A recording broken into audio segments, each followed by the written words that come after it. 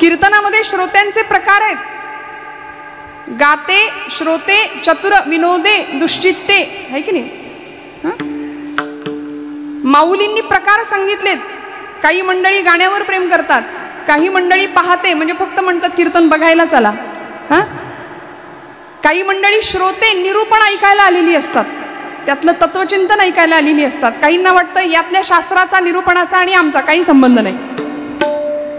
काही मंडळी दुश्चित्ते, आता त्यांच्याविषयी न बोललेलं बरं.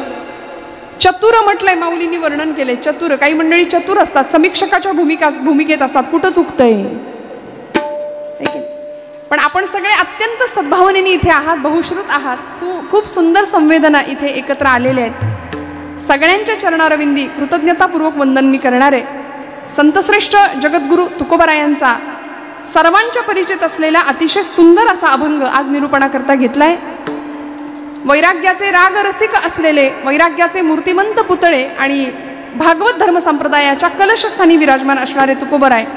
अणुरणीया थोकडा तुका आकाशा एवढा, एवढं सगळं आकाशव्यापी व्यक्तिमत्व ज्यांना लाभलं असे जगद्गुरु संत श्रेष्ठ तुकोबराय प्रस्तुतच्या अभंगामध्ये भगवंताकडे एक सुंदर याचना करतायत, मागणी करतायत असं म्हणूया. पण जीवनामध्ये असलेलं भावाचं महत्त्व किती श्रेष्ठ आहे. मनुष्य बुद्धीपेक्षा भावनेच्या पातळीवर जास्त जगतो, म्हणून तो भाव जीवनामध्ये किती सुंदर महत्त्वाचा आहे. आणि तो भाव भगवंताशी जोडल्यानंतर आता भगवंता तुझ्यात आणि माझ्यात अंतर नाही पडलं पाहिजे, अतिशय सुंदर पद्धतीने तुकोबराय या अभंगामध्ये भगवंताला प्रार्थना करतात. विठ्ठल वेदोखिलम धर्ममूलम स्मृतिशीले च तद्विदाम आचारश्चैव साधूनाम आत्मनः तुष्टिरेवच.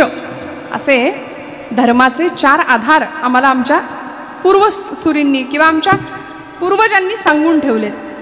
वेदोखिलम धर्ममूलम स्मृतिशीले च तद्विदाम आचारश्चैव साधूनाम आत्मनः तुष्टिरेवच. म्हणाले वेद प्रामाण्य, वेद आम्हाला शिकवतात. वेद सांगतील तसं वागावं, कारण वेद हे अपौरुषेय आहेत, साक्षात परमात्म्याच्या मुखातनं बाहेर पडलेले वेद. साधू संतांचा आचार, स्मृती श्रुती ग्रंथ, आणि चौथी गोष्ट आहे आत्मनः तुष्टिरेवच. शेवटी सगळ्यात सगळं जे आम्ही करतो ते कशा करता? स्वतःच्या मनाच्या समाधाना करता, आत्मनः तुष्टी, आनंदा करता. सगळं जे काही धडपड चालली आहे सध्या ती कशा करताय हो? सुखा करताय, आनंदा करताय, समाधाना करताय. पण बाकी सगळं मिळतं, प्रचंड प्रमाणात ऐश्वर्य आम्ही उपभोगू शकतो, प्रचंड प्रमाणात सगळी सुबत्ता भौतिकता आम्ही उपभोगू शकतो, पण समाधान नावाची श्रीमंती आज तुमच्या माझ्यापासून कुठेतरी लांब निघून गेली आहे, नाहीये. मग हे समाधान संतांना प्राप्त झालं आणि ते समाधान आपल्या सगळ्यांना प्राप्त व्हावं यासाठी संतांचं हृदय तळमळलं, कळवळलं. कारण बुडते हे जन न देखवे डोळा, येतो कळवळा म्हणून या. म्हणून आम्हाला जो आनंद चाखायला मिळाला तो आनंद सबंध मानवसृष्टीला चाखायला मिळावा. कारण इथे आल्यानंतर 84 लक्ष योनी मात्रांमधून फक्त नरदेहच भगवत प्राप्तीपर्यंत पोहोचू शकतो, हे ठाम विधान संतांनी वेळोवेळी सांगितलंय. या नरदेहीचे निज्ञाने सच्चिदानंद पदवी घेणे, एवढा अधिकार नारायणे कृपावलोकने दिधला. हा सगळा परमार्थ 4 पायांच्या प्राण्यांना जमतो का? जमेल का? त्यांच्यासाठी नाहीच आहे. पशुदेही नाही गती, ऐसे सर्वत्र सांगती. या नरदेहीच प्राप्ती परलोकाची. मग आमचे पूर्वज, आमची परंपरा ही सनातन आहे, हजारो वर्षांचा इतिहास आहे जीवसृष्टीचा. पूर्वी कोठेच नव्हते काही, तो परमात्मा एकटाच होता. त्याला असं वाटलं एकोहम बहुश्याम, मी एकटाच आहे, अनेक व्हावं असं वाटलं. म्हणून त्यांनी आपल्या मायेचा आधार घेतला, पुरुषांनी प्रकृतीचा आधार घेतला, ब्रह्मानी मायेचा आधार घेतला आणि ब्रह्म मायेच्या मिलनातून सृष्टीची उत्पत्ती झाली. म्हणून आमचे पूर्वज कोण असं जर विचारलं तर व्यासोच्छिष्टम जगत सर्वम या न्यायाने व्यास महर्षींनी भागवतामध्ये सगळं सांगितलंय. मनु हा आमचा पहिला पूर्वज आहे, मनूपासून तयार झालेले, म्हणून आम्ही मानव. कोण म्हणालं डार्विनचा उत्क्रांतीवादाचा सिद्धांत आहे, माकडापासून माणूस तयार झाला. म्हटलं ज्यांनी शोध लावला त्यांचे पूर्वज असतील ते, आपले नाही बरं, आपले नाही. माकडापासून नाही आपण तयार झालो, आपली हजारो वर्षांची परंपरा आहे, साक्षात परमात्म्यापासून आपण आहोत. म्हणून मनू आणि शतरूपा, कधीतरी भागवत आपण थोडंसं गंभीरपूर्वक वाचलं तर आपल्याला लक्षात येईल की आपले पूर्वज कोण आहेत. त्यामुळे इतके भाग्यवान आहोत आपण की हजारो वर्षांची सनातन वैदिक धर्म परंपरा आपल्याला लाभली. या काळामध्ये संतांनी आपल्या सद्विचारांचं सिंचन या भूमीमध्ये केलं. जगद्गुरु तुकोबाराय जगद्गुरु पदाला विराजमान झाले, पण त्याही आधी आपण ज्यांच्या सानिध्यात आहात असे कृष्णम वंदे जगद्गुरुम, असा परमात्मा गोपाल कृष्ण भगवंतांचा 24 अवतारापैकी 20वा असलेला अवतार आहे. आणि तसा 10 अवतारापैकी हा अवतार कितवा? आपण जागे आहेत ना सगळे? 8वा अवतार. 8व्याला आठवलं पाहिजे कायम. त्याला जर आम्ही विसरलो तर मग आम्ही घसरलो, एवढं लक्षात ठेवा. विठ्ठल विठ्ठल. त्यामुळे असा तो जगद्गुरु पदाला विराजमान असलेला, काय दिलं हो त्यांनी? काय दिलं? तो भगवंत अगदी जन्माला आल्यापासून हसत राहिला, हसवत राहिला. सगळी नाती त्यांनी उत्तम निभावली परमात्मा गोपाल कृष्णाने. शेवटपर्यंत अगदी गांधारी कुरुक्षेत्रावरचं युद्ध झालं, सगळ्या कौरवांचा निर्वंश झाला, धर्माचा विजय झाला, सत्याचा विजय झाला. सगळ्यांना भेटायला गेलेले परमात्मा गांधारीकडे जातात आणि तिला नमस्कार करतात. तेव्हा गांधारी माता शाप देते भगवंतांना. ती म्हणते, कृष्णा, अरे तू जर ठरवलं असतं ना तर माझी पोरं वाचू शकली असती. तुझ्यामुळे सगळं माझं, मी 100 मुलांची आई असून सुद्धा मी निपुत्रिक झाले. माझ्या कौरवांचा निर्वंश तुझ्या डोळ्या देखत झाला ना कृष्णा, मी तुला शाप देते, यादवांचा निर्वंश सुद्धा तू डोळ्या देखत झालेला बघशील. हा शाप एका आईने दिला.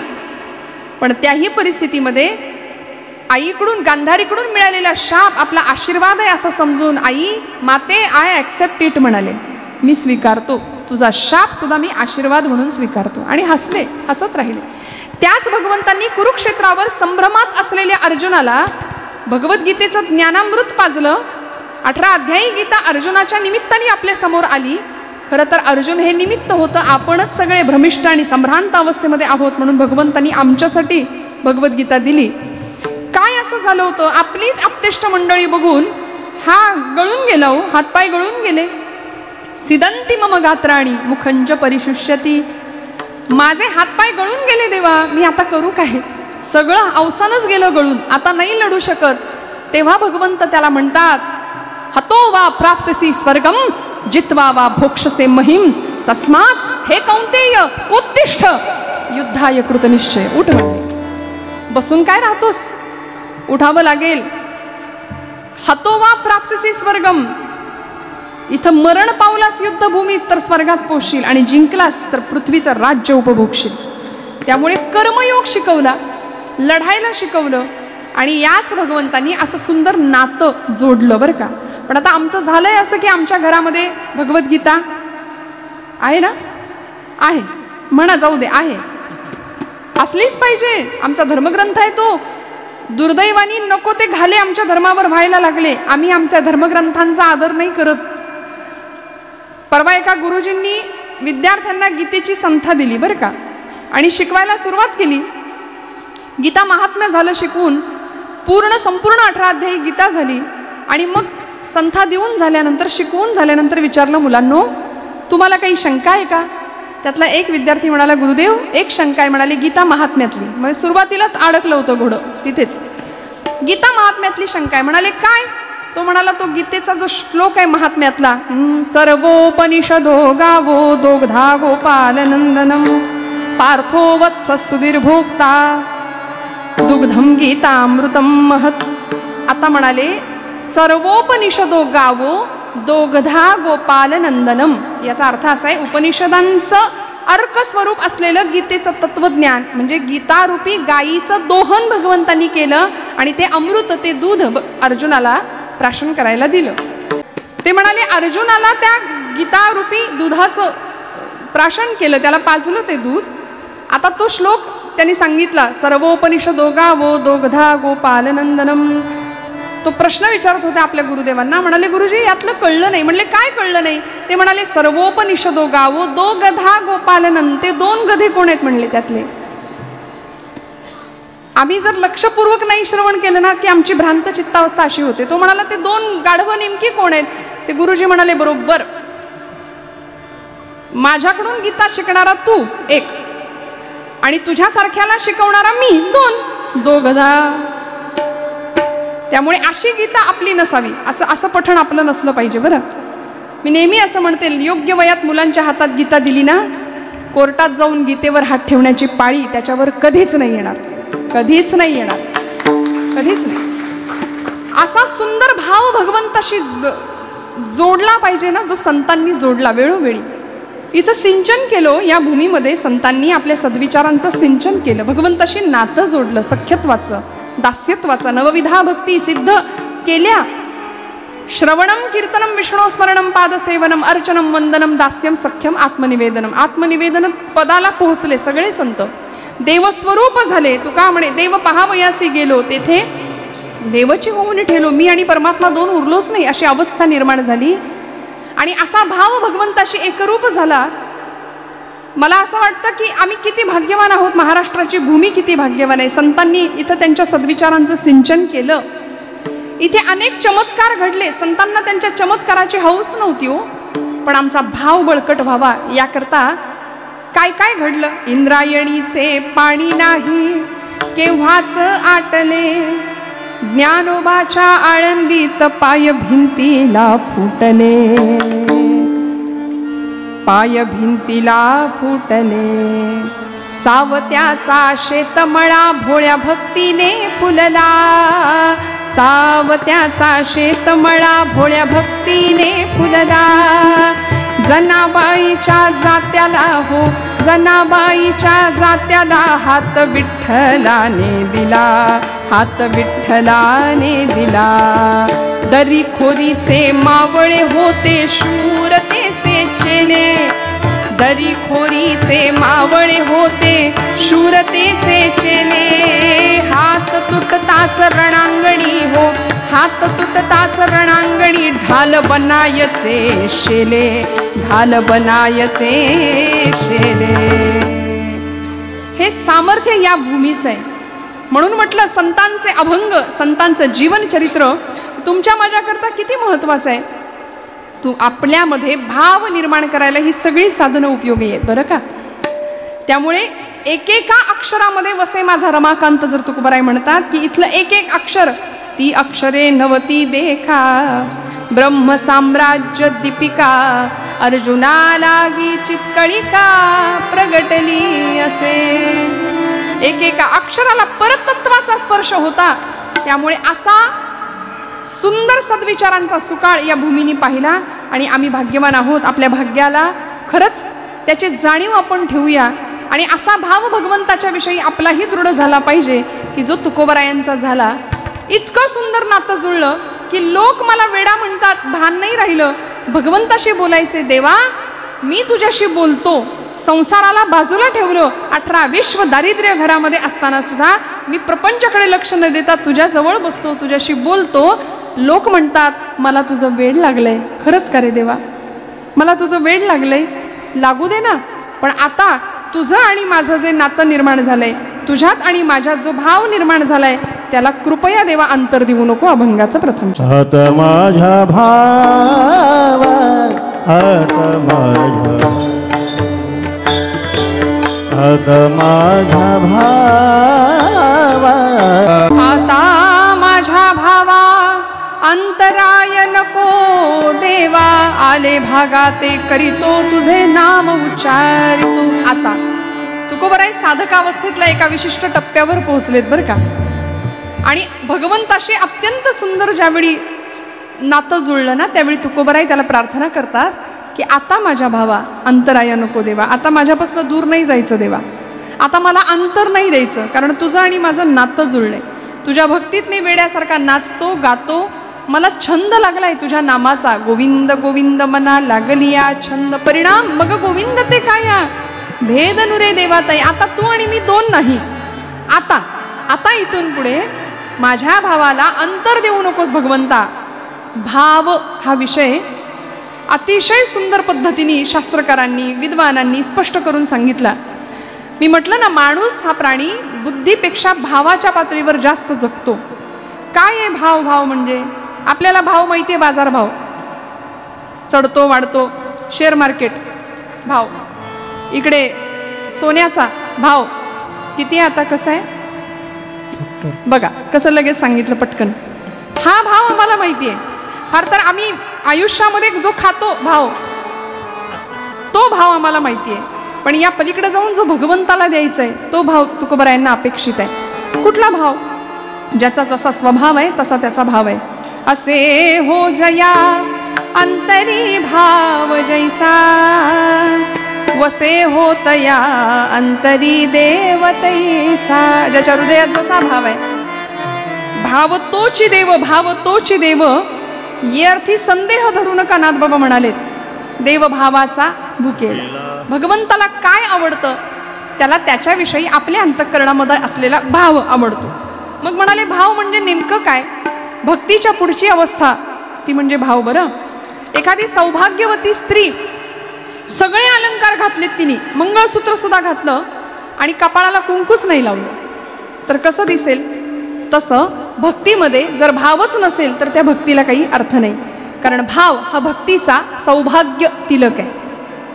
म्हणून भावाचं अनन्यसाधारण असं महत्व आहे. अन्याश्रयाणाम त्यागहा इति अनन्यता, अशी अनन्य शब्दाची व्याख्या केली की अनन्य भावानी भगवंताच्या चरणाशी रुजू होणं. समर्पित भाव म्हणजे ज्ञानेंद्रिय, कर्मेंद्रिय, मन आणि बुद्धी सगळं तिथे समर्पण करायचं. आपण काय करतो? भगवंताला सर्वस्व अर्पण करावं असं संतांनी सांगितलं. आपण सर्वस्व अर्पण करतो, सर्व अर्पण करतो, पण स्व नाही देत. विठ्ठल विठ्ठल. देवाकडून सगळं पाहिजे असतं, देव नको असतो आपल्याला. आणि आपण देवाला सर्व देतो पण स्व नाही देत. तो स्व मात्र आपल्या जवळ ठेवतो. तिथेच मग अहंता जन्म घेते, तिथेच ममता जन्म. ममता म्हणजे ती नव्हे, अहंता म्हणजे मी आणि ममता म्हणजे माझं. मी आणि माझं, मी आणि माझं याच्यात इतका जीव या चक्रव्यूहात फसतो. पुन्हा पुन्हा पुन्हा पुन्हा जन्म घ्यायला हीच भावना कारण ठरते. पुनरपि जननम पुनरपि मरणम पुनरपि जननी जठरे शयनम. आचार्यांनी सांगितलं ना, इह संसारे खलु दुस्तारे कृपया पारे पाही मुरारे. आणि मग दुःखाला कारण ठरतो हा जीव. मग म्हणाले आता हृदयामध्ये असा भाव निर्माण व्हावा. किती प्रकारचे भाव आहेत? शास्त्रकारांनी भावाचे 5 प्रकार सांगितलेत. मी थोडक्यात सांगत पुढे जाते. शांत भाव आहे, दास्य भाव आहे, सख्य भाव आहे, वात्सल्य भाव आहे आणि 5वा भाव आहे माधुर्य भाव. विठ्ठल. मला असं वाटतं आपण बाबांच्या सगळे संपर्कातली मंडळी आहात, वाडिया बाबांच्या ना, कृष्ण प्रेमी आहात सगळी, भक्तीची उपासना करताय भगवान गोपालकृष्णांच्या. मधुर द्वैत संप्रदायाचे अध्वर्य असलेले संतश्रेष्ठ प्रज्ञाचक्षु श्री गुलाबराव महाराज, त्यांनी सुद्धा अशीच भक्ती केली. देह पुरुषाचा होता पण हृदय मात्र स्त्रीचं, अंतःकरण स्त्रीचं. त्यामुळे असा सुंदर भाव भगवंताच्या विषयी. म्हणून कृष्ण पत्नी स्वरूपामध्ये स्वतःला समजायचे, राधा भावामध्ये कायम राहायचे, ज्ञानेश कन्या म्हणून स्वतःला समजायचे. त्यामुळे ही भूमी तशीच आहे, इथे उपासना तीच घडली आहे. म्हणून मी मुद्दाम हा भाव आपल्याला समजावून सांगते. शांत भाव, सख्य भाव. सख्य भावाचं उदाहरण गुरु आणि शिष्यामध्ये शांत भाव असतो बरं का. शिष्य आणि गुरुच्या मध्ये शांत भाव आहे. सख्य भावाचं उदाहरण सगळ्यांना माहिती आहे. कोण आहे? भगवंतांचा सखा आहे की नाही? अहो ज्याच्या केसातून सुद्धा ध्वनी यायचा, कृष्ण कृष्ण जय कृष्ण कृष्ण जय कृष्ण कृष्ण जय कृष्ण कृष्ण जय कृष्ण कृष्ण जय कृष्ण कृष्ण जय कृष्ण कृष्ण जय कृष्ण कृष्ण जय कृष्ण कृष्ण कृष्ण जय कृष्ण कृष्ण जय कृष्ण कृष्ण जय कृष्ण हरि बोल. कृष्ण कृष्ण जय कृष्ण कृष्ण जय कृष्ण कृष्ण जय कृष्ण कृष्ण जय कृष्ण कृष्ण जय कृष्ण कृष्ण जय कृष्ण. रोम रोमातनं कृष्ण नामाचा ध्वनी ऐकू येत होता. ज्याच्या केसातून ध्वनी ऐकू यायचा कृष्ण, तोच भगवंतांचा सखा होऊ शकतो. आम्ही नाही बरं, आम्ही लबाड. आमची भक्ती सगळी व्यापारी. देव म्हणतो माझ्याकडे येणारे सगळे व्यापारी आहेत, नुसते घ्यायला येतात, नुसते घ्यायला येतात. पण सर्वस्व अर्पण करणारं, भावपूर्णतेने तिथे शरण जाणारे खूप विरळे भक्त होते, खूप विरळे संत होते. म्हणून संतांना, भक्तांना देवानी इतकं आपलंसं केलं की त्या भक्तीमध्ये देव नाचायचा, त्यांच्या घरी राबायचा. नाथांच्या घरी राबला ना हो, किती वर्ष, 36 वर्ष 3 अवतारांमध्ये केशव, माधव आणि श्रीखंड्या म्हणून राबलेत. 12 वर्ष श्रीखंड्या म्हणून पाणी वाहिलं, पडेल ते काम केलं, पडेल ते सकाळी उठावं, म्हणजे भगवंत श्रीखंड्या रूपामध्ये नाथांच्या घरी राहिले होते. झोपलेले कधी पाहिलंच नाही नाथांनी. नाथ उठण्याच्या आधी उठावं, आपल्याच पूजेची आपणच तयारी करावी, आपल्याच पूजेसाठी गंध उगाळावा. द्वारकेची मूर्त एकनाथा घरी, पाणी वाहे हरी कावडीने, श्रीखंड्या चंदन उगाळुनी करी, वस्त्र गंगा तिरी धूत असे. आणि मग तो भगवंत असा सगळी कामं करत होता. फुलं काढून आणायची, आपलं चंदन उगाळून द्यायचं नाथांना, सगळी पूजेची तयारी. पूजा झाली की न्याहारीची तयारी करायची, गिरजामाईंकडे जायचं, स्वयंपाकघरात तिथं मदत करायची, काय असेल ते. कावडीनी गोदावरीचं पाणी आणून द्यायचं नाथांना. दुपारची भोजनाची वेळ झाली की पाटपाणी घ्यायचं. नाथ बाबा जेवायला बसले की जेवायला वाढायचं. नाथ बाबा जेवून उठले की उष्ट खरकट उचलायचं. काय करावं ब्रह्मांडाच्या नायकांनी. ते उठून झाले की दुपारची वामकुक्षी नाथांची. नाथ बाबा आडवे झाले की पायाशी बसून पाय चेपावेत. दिवाळखोर नारायण त्याला बहुतांचे ऋण म्हटले. सगळं करावं. संध्याकाळची ग्रंथ वाचनाची वेळ झाली की नाथांच्या बरोबर बसावं. संध्याकाळी कीर्तनाला नाथ बाबा पैठणच्या वाड्यात उभे राहिले की त्यांच्या मागे टाळ घेऊन उभं राहावं. नाथा घरी नाचे माझा सखा पांडुरंग. आणि संध्याकाळी झोपायची वेळ झाली, अंथरूण घालण्यापासून पाय चेपेपर्यंत परत सेवा सुरू व्हायची. 12 वर्ष अव्याहतपणे सेवा झाली. आणि मग नाथांना कळालं की माझ्या घरी साक्षात परब्रह्म नांदतंय, नवे राबतंय. त्यावेळी नाथ महाराज भगवंताच्या समोर दंडवत घालतात आणि सांगतात, देवा फसवलत मला, त्यापेक्षा तडफडून मेलो असतो तरी बरं झालं असतं म्हणाले. फसवलत ना, इथे राबलात, इथे पडेल ते काम केलं. भगवंत म्हणतात, तुमचा भाव नाथा असा होता की त्या भावासाठी मला यावं लागलं. असा भाव भगवंताला दिला ना की भगवंत तुका म्हणे त्याचा देव सर्व भार, सालवी कामार होवोनिया. गडी होतो, सेवक होतो, दास होतो, सख्य भावाने. जयाजवळी जैसा भाव,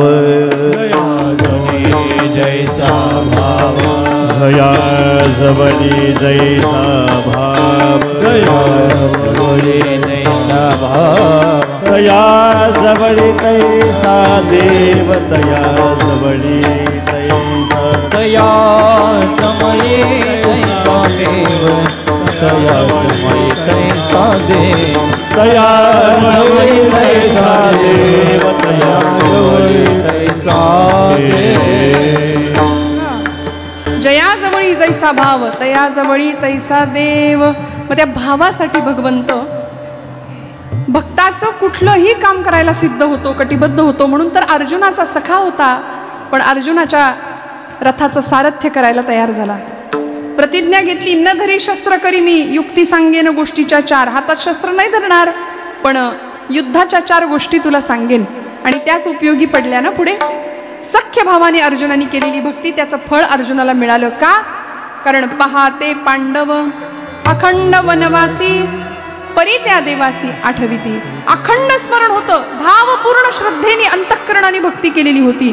त्यामुळे शांत भाव, सख्य भाव, वात्सल्य भाव. यशोदा मातेचा भाव वात्सल्य भावाचा होता बरं का. देवकीचा भाव वात्सल्याचा होता. भगवंताशी वात्सल्याचं नातं जोडणं अत्यंत महत्वाचं. म्हणून तर गोकुळ सोडून भगवंत मथुरेला येतात, द्वारकेत राहतात, पण तरी सुद्धा गोकुळाची आठवण विसरत नाहीत. उद्धवांना सांगायचे, उद्धवा माझ्या गोपींनी माझ्यावर मातेसारखं प्रेम केलंय. मातृतुल्य होत्या बरं का गोपी भगवंतांसाठी. जगाने त्यांना फार वेगळं रूप दिलं. भगवंतांची रासक्रीडा चर्चेत आणली. आणि मग कसा ग बाई केला राधे सैल तुझा आंबाडा, जणू काही त्याला उद्योग नव्हता की काही दुसरा. अशा नको त्या गोष्टी चवीनी आम्ही गात राहिलो. भगवंत म्हणतात, तुम्ही मला काही म्हणा, मला तुम्ही भोगी म्हणा, मला योगी म्हणा, मी कर्मयोगी आहे, मी कर्मयोगी आहे. आणि म्हणून भगवंतांचं एक फार सुंदर स्वगत आहे बरं का.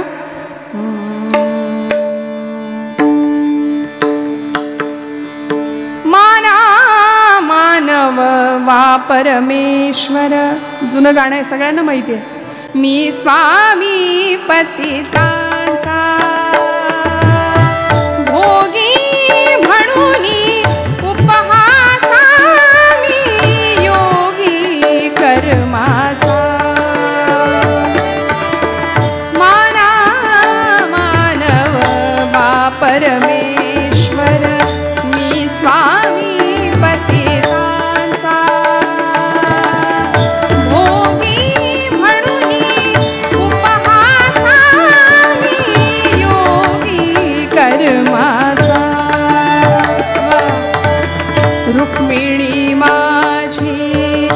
सौंदर्याची उमटे जणू प्रतिमा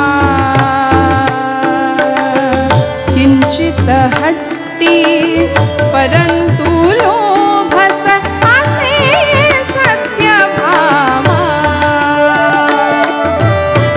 तरीही वरी तो सहस्र सोळा कन्या मी अमरा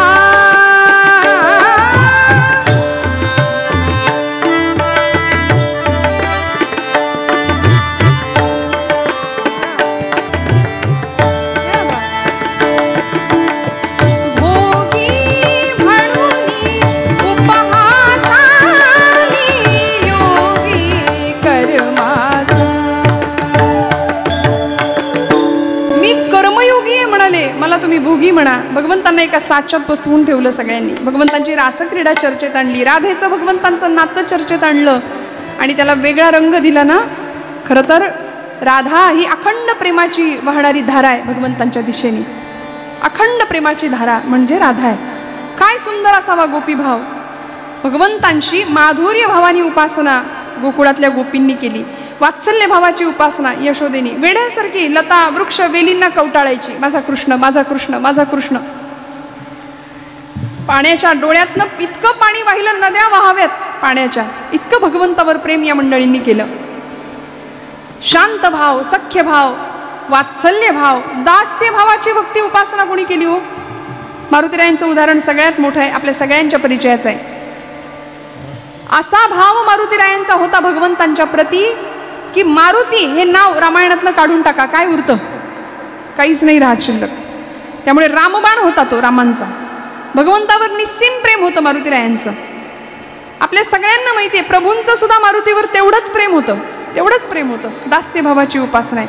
आणि मग सगळ्यात शेवटचा भाव माधुर्य भाव, जो आता आपण सांगितला, जो मीराबाईंचा होता.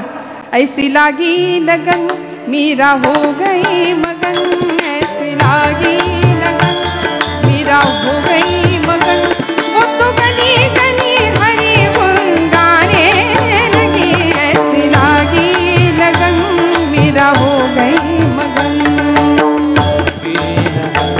ऐसे लागे लगन मेरा हो गई, वो तो गली गली हरि गुण गाने लगे, ऐसे लागे लगन मेरा हो गई मगन. पली बन के जोगन चली महलों में, पली बन के जोगन चली मीरा रानी दीवानी कहाने लगी, ऐसी लागी लगन मीरा हो गई मगन, वो तो गली गली हरि गुण गाने लगी, ऐसी लागी लगन मीरा हो गई मगन. म्हणून त्या गोपींची सुद्धा अवस्था तशीच व्हायची ना. ज्यावेळी अक्रूर भगवंतांना न्यायला आले होते गोकुळामध्ये, भगवंतांना गोकुळातनं न्यायला आले होते अक्रूर, त्यावेळी काय झाली होती अवस्था? सगळ्या गवळणी नंदबाबांच्या वाड्यासमोर गवळणी म्हणती यशोदेला, कुठे निघालाय? कोठे गे सावळा, कारथ शृंगारीला सांगे गे मजला, अक्रूर उभासे अंगणी कोठे गे सावळा. कुठं निघालाय कृष्ण आमचा? आणि एवढा सगळा रथ इथं शृंगारून का ठेवलाय? सगळ्या गोपी विचारतायत. या नंदाच्या अंगणी मिळाल्या गवळणी, या नंदाच्या अंगणी मिळाल्या गवळणी, या नंदाच्या अंगणी मिळाल्या गवळणी, या नंदाच्या अंगणी मिळाल्या गवळणी.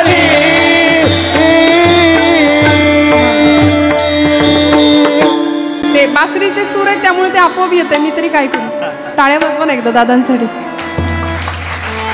काय अवस्था व्हावी. रथी चढले वनमाळी, पाय ठेवला रथात मात्र आकांत गोकुळी. गडाबडा लोळायला लागले रथासमोर.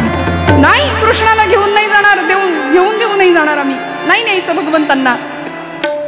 रथी चढले वनमाळी, आकांत गोकुळी. नयनीच्या उदकाने, नयनीच्या उदकाने भिजली धरणी. यानंदाचे अंगणी मिळाल्या गवळणी. काय उपासक, काय भाव असेल गोपींचा बघा ना तुम्ही. म्हणून तर भगवंतांचं सतत लक्ष यमुनेकडे असायचं. सतत लक्ष की माझ्या यशोदी मैया मला शोधत असेल, माझ्या गोपी माझ्यासाठी तिष्ठत उभ्या असतील, रडत असतील. भगवंतांना खूप आठवण यायची भक्ताची. अशा तुकोबरायांनी हा भाव जाणला, भक्ताचा भाव जाणला. आणि मग भगवंत म्हणतात की आता, तुकोबराय म्हणतात की आता तुझं आणि माझं असं नातं निर्माण झाले की नाही देवा, त्या नात्यात अंतर नाही पडता कामा.